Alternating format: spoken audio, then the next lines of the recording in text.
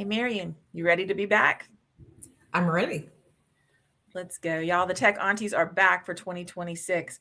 We've had an interesting 2025, both Marian and I. We're here to tell y'all where we've been this year and what's going on next year. Stay tuned.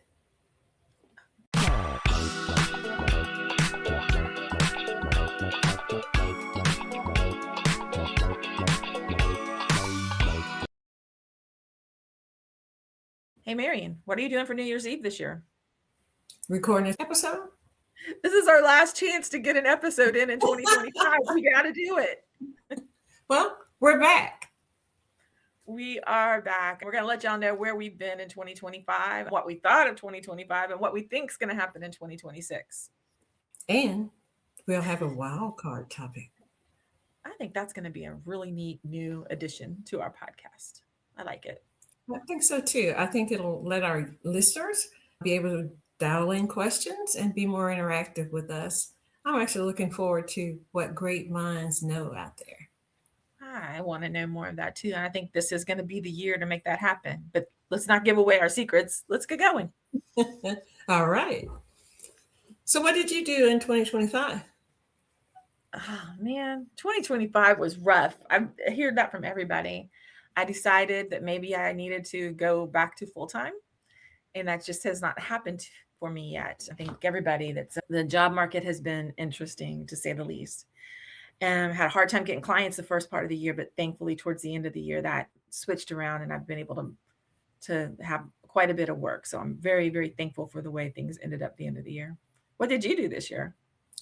Well, so I actually have been more behind the scenes this year. I've actually been working on my business and really working with clients who are really struggling with governance and just seeing the different maturity levels and what different companies and clients are really thinking about.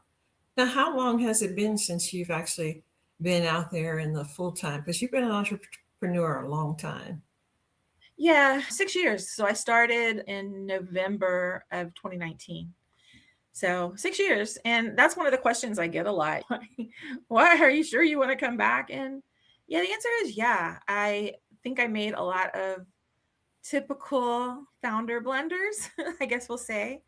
But I think that's because I really the work that I do product marketing and I love the work. I just want to do product marketing. I don't want to do the taxes and the payroll and find new business. I just want to do the work, is what I have learned probably over the past 18 months or so. So, in the meantime, I have been able to this past month write 3 white papers kind of on the same Okay. topic for different vendors.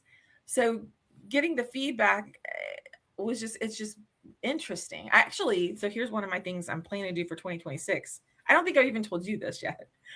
I'm going to write a Whoa. zine about the AI pipeline. What does that mean when you do AI? If you're not a data scientist and a hardcore person that's already into all of Right. this, what does that mean? But I don't know if you remember, but when Twitter started, that's how I got a lot of followers and a lot of notoriety. Notoriety Mhm. is I made a Twitter cheat sheet, and it was kind of a zine because it folded up and everything. Uh-huh. But my daughter Brianna is on the board of whatever the Austin zine people are.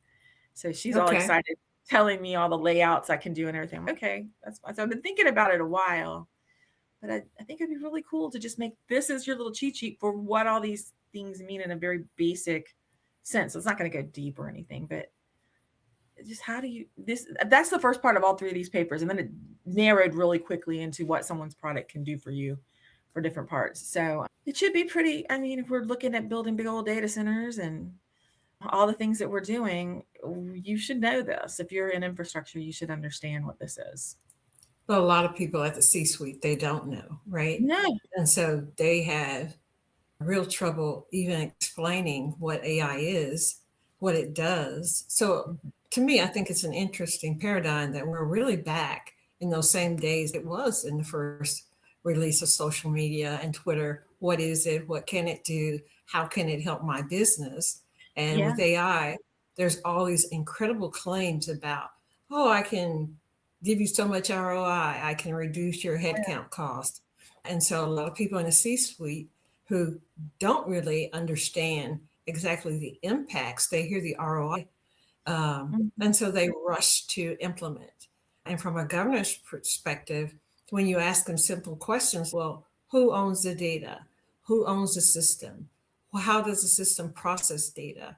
You get kind of the strangest looks. And so I think not only that zine would be great for the general public, I think Yeah. that's one of the things in 2025 I was the most shocked by is the ability of people in the C suite to make decisions about AI and their impact on their business without totally understanding that AI is not a tool. It actually, you have to have processes, you have to have people, you have to have the expertise. You still have to have all of those things. You just don't plug and play it, and especially running over bad data and bad processes. It's a workflow, and I don't think people get that either. And I think what's happened in 2025 is people felt so, especially in the C-suite, felt so compelled by all the things that they were reading and the information they did have to adopt AI in one way or the other, that the way that they're paying for it is all the layoffs in tech that we've seen over the year, which have Right. been brutal, just absolutely brutal. There's been, I don't think, well, I think from financial, however, those books get balanced. Remember, that's why I don't want to keep doing my own thing. I think from that point of view, maybe this will be a naive statement, but from a workflow perspective, they didn't need to do that. No. They need, in this case especially, they need people who understand their processes. They need people that understand the data and where the bodies are buried when it comes to the data, and what data and what processes they actually want to bring through with an AI workflow, and what things they want to leave in the back because they know it's just a hot mess. And it's really kind of a chicken and the egg crazy thing. And It it's is. it's frustrating because they've been, I think all of us have been sold a bill of goods of what AI is. Maybe not all of us, but that's the commentary about artificial intelligence, and it's all been a big fat marketing scheme. Let's say that way. I was gonna say a big fat lie, but it's all been marketing, and it's a big old house of cards, and we'll see what happens with it. Well, so I think that was one of my favorite stories of 2025. It was more a pattern of stuff. We have people who are leading AI companies talking about if we need a bailout, we're too big to fail. And so you guys are the smartest guys in the room about AI, and you're saying that you may need a bailout, even to bring it up, This really didn't time. give me a lot of confidence, right? And so here we have the smartest guys in the room making decisions about government, social problems that we're going to rely on AI, but you can't even stop your tools from drifting, from hallucinating, and from straight out just being more hype than capability. Well, and the definitions of AI become really important here, right? So I think part of it is the whole definition of what AI is. So Mhm. what we're using right now is what we've always used. It's machine learning. It's Right. HPC, right? So it's just, and it's not, it's incredible what the hardware allows to be done at this point, how much information it can chew through, how much pattern matching it can actually do, how much it Hmm. can look at its historical and incoming new data and make predictions or make decisions. It's actually pretty amazing that it can do it, but it's not AI. What they're referring to as AI is either artificial general intelligence or ASI, which is, I can't remember, but it's the supreme where the machines are smarter than us and all the rest of it. Right. And we're not there yet. We're not there. Like they asked our buddy Sam Altman, well, how can you get up in front of investors and saying you're not going to be profitable and you don't know what to do to become profitable? He's like, well, we're going to get to the point where we actually have artificial general intelligence, and then we're going to ask it. Like, Right. Right. what world are Right. we living in where that anywhere? This is not a dumb man. This is a man that's actually really good at putting deals together, and you can see how good he's been at that. But that's not, how is the C-suite relying on that to run their businesses? I don't understand it. But they don't understand what they're actually buying. right? And then you have people in the C-suite saying, "Oh, we're not going to AI. We don't use AI," and they are using it. They're Yeah. deploying Copilot on their data. Their users are using them. You have Shadow AI. Just we had Shadow IT for years. We now have Shadow AI. And so the complexity is really not that different from the patterns we have, but Yeah. the I'll just ignore it, catch up later when I have to. Yeah. I'll get an understanding of it when I need to. But right now all they see is the ROI. And I'm glad you brought up Sam Altman because I think there's another smartest guy in the room. We saw a real big change in government and especially the US government and their interaction with AI and kind of taking some of the EO acts about AI. And I have to bring it up. No. Man, for the first that is an old cartoon. And for a meme, not even a cartoon, a meme. And for the whole government program to be called that is just that killed me every time I heard it. When I heard it on the news, I was just like, y'all don't even know. Why is he allowed? Why does he get away with this stuff? But yeah, Musk is interesting, right? He put and it's interesting because I think if you were going to do this in an enterprise takeover, it would be genius. Let me get a bunch of really smart interns, Mm-hmm. bring them into the organization. While they're interns, I'm going to teach them to do what I want to do. Then we're going to turn around and unleash them on certain parts of our certain divisions we don't, and we're going to nix them and we're going to rule over all of it. Which is basically what he did. In my one of my favorite stories of the year. I don't know, there was another one with him that came out this week. It's kind of running that when he got in the Oval Office and proclaimed that their Social Security is so crooked and corrupt that it's handing out, sending government checks to people that are 150 years old. I don't know Right. anybody that's 50 years old. That must be a problem. And no, this is how COBOL works. If you don't know the birth date or you don't Right. know something, you put a placeholder there, and that placeholder year was 150 years from 2025. So I don't even remember what it was, but it was 150 years. It was a placeholder to get things fixed up because like to align what needed to be aligned. It was a fix for to make sure that an identity was an identity. And of Right. course, people that some of them didn't even graduate college, these intern level people didn't know. How could they know that? That's something you would, if you were on the job and you were learning, one of the older people would tell you, hey, look, let me explain this to you. Sit down and let's do that. They would show you, walk you through that so you would know. They didn't need that because they were using, I would guess they were using generative AI to go through things and read things. And of course it was a great error, but instead of slowing down, asking an expert, they couldn't because they fired all of them. Right. They Right. it just that blows me away that there was never any walk back from that. There was never any, come on, Musk, get better. And oh yeah, I should have gone slower. That was a bad thing to do. Can you imagine one of us doing that? I can't. No. So for me, it's a slap in the face of anybody who is an ops person, number one, Mm-hmm. and anybody who is logical and does things the right way. And I think that's partly what they wanted to do. They wanted to go in there and I think that was his real initiative. Let me go in here and break things. And he did. And it broke badly and he couldn't fix them. And we'll probably see more. I'm sure we'll see more of that coming in the next couple of years. But on the bright side, what I will say is it really brought more focus and attention to data privacy, people's data that was being used in those efforts. And it also brought kind of a, I'm not going to say bright light or a great light or a spotlight, maybe a candlelight, a small candlelight to about the use cases that if done with time, if done with governance, if done with human oversight and interaction, that actually AI can be a good thing and it does speed up just going through data. But you Yeah. cannot do that over complicated and bad processes without people being involved. You have to rely on those experts. I don't think we've seen companies this year laying off 15,000 people at once.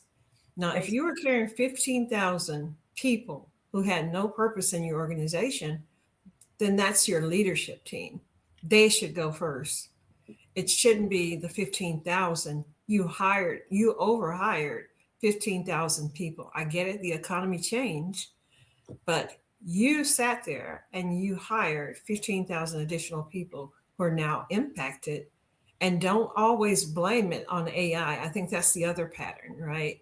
If it doesn't work out, we're going to lay people off, and it's AI. Yeah, and I think the thing is that it was AI, but the reason that I think a lot of them bought into the idea that AI could do the jobs.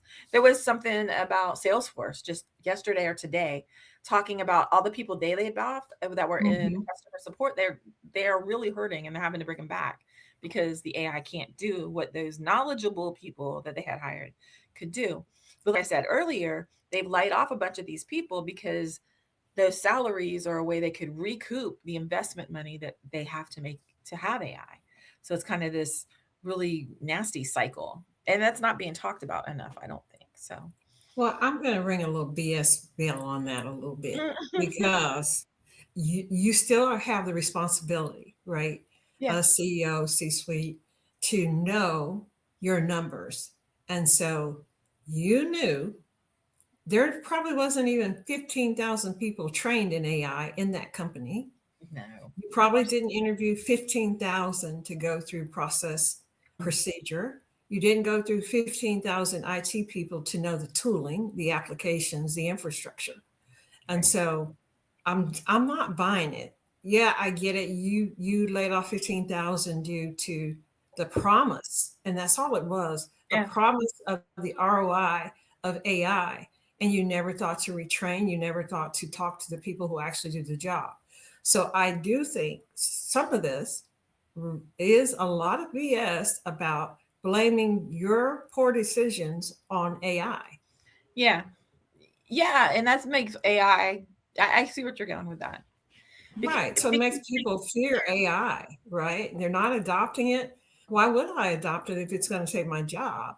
And so you're actually hampering the process and the educational and awareness of right. AI. We all know it's coming eventually. The typewriter came eventually, the computer came eventually, the printing press. But I think the way it's been framed sometimes really, really just, that one rings my bell. I see. I'm getting excited about that. Well, because of the impact to actual people and families, right? Even with the Doge efforts, people were impacted.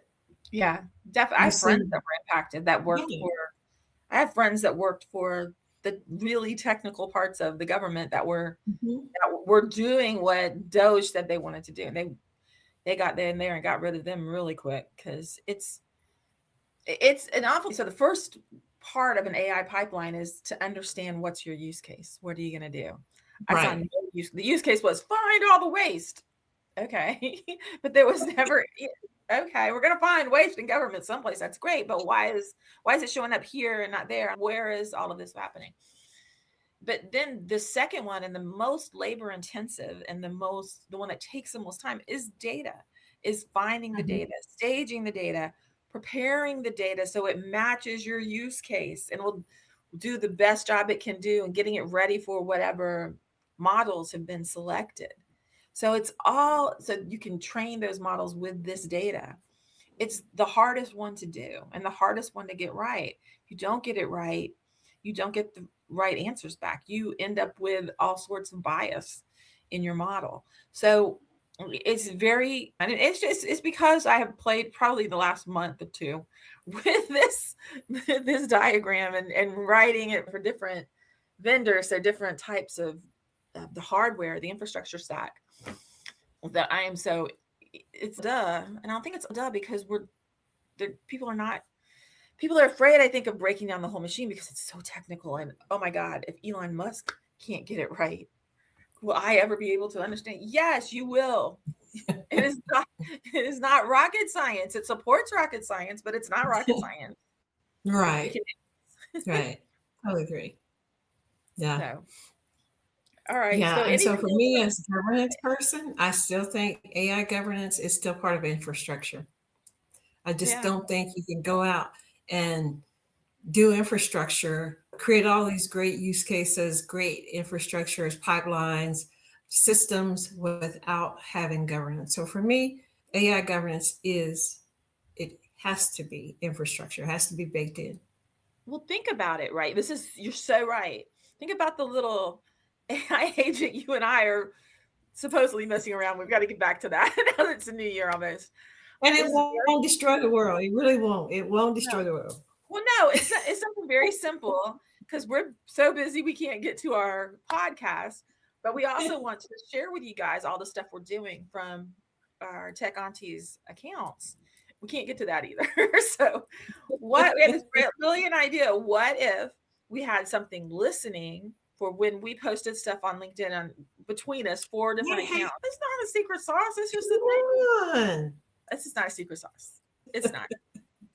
What if we could do that? Well, what would it take to do that? To look and go and find different things being posted, send it to us in a message and say, I think you should post this, give a little new message on the top of it.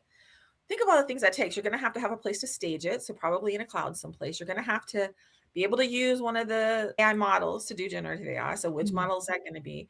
It's going to have access to accounts, social media accounts. It's going to have access probably to your email or to wherever else you can, a Slack channel, wherever you're going to put that.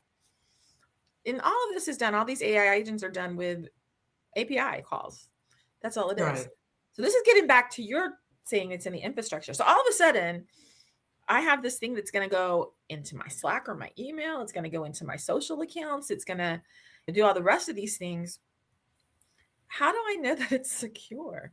Because all of a sudden, me building this and putting it, we can lock down the cloud instance that we put this application in. It's really just an application, right? But how do we make sure that nobody gets in the middle and decides that they're going to run that account, or can someone sniff that out? And how do I know the AI calls and connections are secure? How do I know? And these are not things that people are thinking about. They're thinking, oh, because it'll be fine because I'm using this AI model and I'm going to put it on AWS, and that we have that all locked down. So it'll be fine. Right.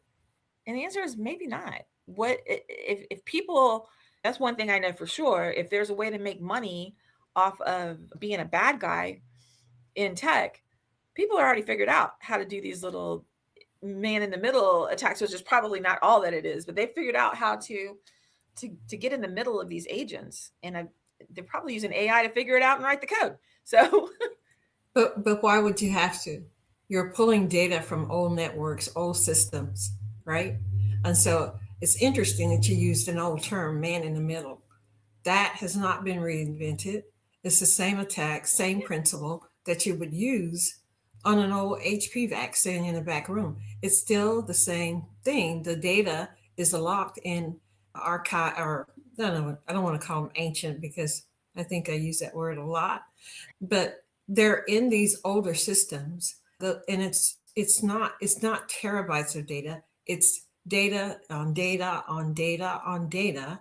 And to be able to run those agents, they have to access those older legacy parts of your infrastructure and your network. And if you're not already doing security and you're not already doing governance on the pieces that you have, to introduce that now, that other layer on the outside of your perimeter coming in, yeah, and you've got to have governance as part of that infrastructure. And if you don't, then it's going to be a problem. It's going to be a problem because a lot of these things on those very older systems, we're thinking on the older things, a lot of times they're in a firewall and they're on-prem and they are protected. But like you said, you're letting inbound traffic get in there and get some information and use it over here and mix it over here and do it. There's a whole lot of that's even with this one simple agent we're trying to write. That's what's making me go so slow. Is, oh my God, I'm not going to be able to. Is this going to be okay? It really freaks me out. And do I really want to do it that bad, or do I want to pay some kid $20 to do it? $20 an hour to do it. Honestly, right? Because you're going to have to give them just the same amount of access, right? You have somebody to go choke their neck. You have a physical neck to choke, and a person that you can take to court. How do you take an agent to court? How do you find someone that's perpetrated? And it sounds like scare tactics, but it's not. This is basic infrastructure security, and people are not thinking of it that way. And the people that are building the different agents and promoting them, they've never thought this way, because this is all maybe going to the dev community versus the ops community, and dev has never thought of all that stuff. Ops has been in the way, preventing them from doing things, but that's why. So there has to be also kind of this balance from ops. Help them out, figure out what this means, help them see where the different old school attacks are going to happen, and figure out where do we need to lock it down more. Are there tools that can help us? What Right. needs to happen? Right. So But there's also a different level of trust, right? For AI, we give AI more trust than we ever gave anything else. And so there's that. There's identity issues with agents, agent impersonations, things that they sound new, but they're not. It's the new technology, and so I just think that people who are in positions of responsibility have to stop bringing AI in, bringing any technology in. I recently was in a conversation about quantum computing, which, okay, that's a whole you nother guys are gonna you're gonna have to convince me on some of those use cases, but there's more trust for those things, right? And it's because of the use case. It's because of the speed at which it goes. That we have to have some fundamental things within our infrastructure, within our use cases, within our feasibility studies to even bring these things into different organizations and environment. And some industries, hey, if someone really isn't the smartest guy in the room, they don't need to be bringing AI into certain industries. I believe I agree with that. This is not something new, and hopefully kind of think about who's gonna because when I came into storage, it was because I knew VI. That was it. That's why I got into it. I'm thankful because I've loved it. It's been a great career. But who's Right. gonna come into the ops side? Who's gonna be doing this from? Who's gonna care about the future for this and the future of AI to be able to protect it? And do we have people? The mainframe people have their whole issue that they've almost figured out. Like, I don't see anybody caring about old school storage, and maybe no one does. Maybe I'm a dinosaur. I don't know. But I feel people that it's fascinating, and I think people just coming into the industry, they need to think about doing ops, and there's a lot to be done, especially as AI comes on board. Lots to happen. So what do you think is going to happen in 2026? Well, I think for me, my big prediction for 26, I made it 2 years ago. I was too early. I think community has to come back, and it's going to come back in a big way. And the reason why is because you cannot trust anything you read anymore. You can't trust Google. You can't trust articles you read because of AI, because there's so much AI slop. And I even find myself when I'm scrolling on Instagram, I think this is fake. I think this is AI. Right. Well, if it wasn't, but I think it's AI. So I think the way around that is to have access to really smart people inside organizations that can tell you the real thing that's going on. When we started community back, when I was doing it, I started back 2007, 2008, maybe a little later. But that's what it was for, to give people outside of the vendors access inside, because the people at that time that were doing things with our products, they knew more than anybody else did. And the whole analyst kind of pipeline at that time was really, really locked down. It was very, very curated what people could say and say about the vendors. And they got kicked to the curb if they didn't do the right things. I see a little bit of that coming back now. You see kind of the vendors very specific about how their words can be. We blew that out of the water with social media and with community. Here's talking to the people that actually are the ones that take a product and make it work with all the rest of the things they have in their environment. I think that's going to happen again. So if you want to learn about AI, you're not listening to one of the people that's getting paid by one of the AI model companies as an influencer, that you can actually talk to somebody who knows what the heck they're talking about and ask good questions, and they engage with you. And yeah, we need to know about this. So that's what I think is going to happen. I don't know if it'll happen on Reddit. I don't know if it'll happen people writing zines. I don't know where it's going to happen, but I think the companies that are successful will remember, hey, we need to talk to our customers and we need to make our smart people available to them, not just influencers. What about Mhm. you? What's your big prediction for this year? So I think you already hit on mine. So for me, I think this is a year AI has to prove that trust, right? That Mhm. explicit, we opt in to trust it. I think, unfortunately, I think we will see some reveals that it's not doing what we thought it would do. The algorithms are doing things that weren't anticipated. And so I think this is a year we're going to see some trust issues. Either companies will step up and take the lead. I think the companies who really step forward and be transparent about it and really can prove trust in AI and their systems and their governance and how they implement in their pipelines, I think those companies will be leaders. I think unfortunately we will see some reveals of truth that it's not doing what we think it is doing, and that the harm is either financial for corporations, personal for individuals, and in some cases, I hope I'm wrong, but we've already seen some kind of catastrophic effects society wise.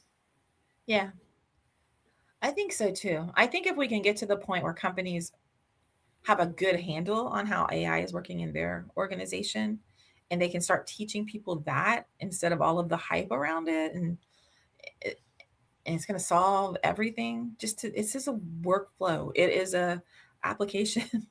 Mm-hmm. Very very fancy math behind the application and very powerful components of the infrastructure that power the application, but that's what this is, and it's a good thing. It's a good thing that it can do the things it can do. So I think more of that and less dancing robot dogs and other things that I think are really okay. Controversial take here. I think the dancing robot dogs are just to make us comfortable with these robots that are then gonna do things, have guns and all sorts of other weird things. So Well, it's a distraction, right? yeah, Well, it's really a distraction too. Well, that's my opinion. It's a distraction. And they say, oh, it makes you feel more comfortable to have a robot dog in your house. Okay, but if I say the word right now, I may have an Alexa here that's listening in and wants to talk and collect data and do everything else. So, what is this robot dog doing? But I don't need another crazy I'm dog in my suspicious house. minded anyway. So, One crazy dog in my house is enough. June's good. At least I know she loves me for real. I don't know about but that's, well, I'm still angry that you didn't let me have an AI boyfriend. I told you I 2 years ago that we could have done that, but I you did were I against stop it. people Okay, that? fine. Okay, fine. Okay, fine. People are still there's a whole big thing about AI boyfriends. There's a whole It's a multi-million dollar business. I told you it would be. But again, without guardrails, we've seen some really bad use cases of that and some real tragic one. I'm serious. you But don't want to be in that we business. should have done that one. You could have done it. I wasn't doing it. Ew. I That's didn't not for say me. you had to have one. We could have created one. But I digress. So yeah, I So think 2026 will be interesting. it will. So our wild card, I think, was are we gonna do a resolution? What's your resolution? I love the whole idea of intentional. What are we going to do? So if you're intentionally going to, I don't want to, no, I don't think you should do that. I think you should keep your dream of AI boyfriends alive. Forget it now. Everybody else has made money off of it. Forget it. Well, okay, Off I'm the not card. going to say No, what I'm no. thinking. I'm not going to Mm-mm. say what I'm I thinking. don't want some old stale boyfriend. No. So No. I'm not going to have a good resolution compared to that. Maybe I won't make fun of Sam Altman this year. How about that? Oh wow. And that is actually doable for you. It's probably not. Really? We're not Um, going to have any marketers by the end of the year, right? And this is the last day of the year, oh yeah, right? yeah, yeah. I'll try. I'll try. This is what I'll do. I won't talk about Sam Altman for the whole year. I won't make fun of him for the whole year. Oh, that seems that's not really a resolution. It's some practical joke that you're turning around into a resolution. So then you get to bring up, oh, I'm not really talking about him. We're making fun of him. No, no, immediately not. No. Well, I don't know if I have. I don't know what a good resolution, but I want to have a zine for real. I want to do Okay. some of these. I want to see if I can write one of these and we'll see if it looks cool and make it helpful about the basics of AI because it's been something I've been writing about, but not really in an organized fashion. So if I can get it to look good, that's my resolution to see if I can get one that'll look good that people can download. I can hand out at events maybe, and we'll see if we can get that done. All right, so now you have to do a real one and not your so-called boycott of AI boyfriends. A real one. A real one. Okay. Yeah. So I think for me, I've recently joined some communities that have really touched me in a way about just supporting me as an individual and as an entrepreneur. I think sometimes as we, you said, build businesses, we sometimes sacrifice self. And I can say that I've done that. There's been many a nights I've set up just me going through what I'm thinking and my goals and my dreams for my company, not really thinking about the costs or who I could reach out for support. I've been blessed to have several people in my life who I can, but they're all in different stages of their business. And so I the idea of community. I've joined one here recently. Of course, I've always been She Leads AI, but there's one called Her C Suite I really enjoy. They kind of meet you on all different levels. Oh, And okay. so I really think I need, for me, at my golden age, I really need to be with a community of people who I can go to and ask for support and not feel that they're bothered by me asking for support. But yeah, so my resolution is as a solo entrepreneur, I won't be the only one in my world. I will seek support on different levels. I love that. That's a great resolution. I'm always here for you. Oh, I know that. I know that, but I worry you 24 by 7 sometimes. Oh, good. And then I'll disappear because I feel guilty about it. So now I'll have another group of people to That ask yeah, you all need more different than one group. questions. And more than one group is important. It really is. All right. Well, I think we have come to the end. We've got a couple of people lined up. So, how often are we going to do this now? Are we going to do it every other week? Every other week. We're going to do it every other week. Maybe a little shorter next time, but we had a lot to catch up on. So I feel like I had to let people know what's really going on. All right. So, Totally. Yeah. And so we'd love to hear from you, what you'd like to hear us talk about. If you come on and talk with us, yeah, we'll see. But here's your ideas. We'd love to interact with our listeners, hear what you have to say, get your feedback on topics. And like I said, if you have something to say and you want to talk to the Tech Aunties about it, drop us a note. LinkedIn and Instagram. All right. So we're going to close out for now. So we'll talk to y'all in a couple of weeks. We'll see you then.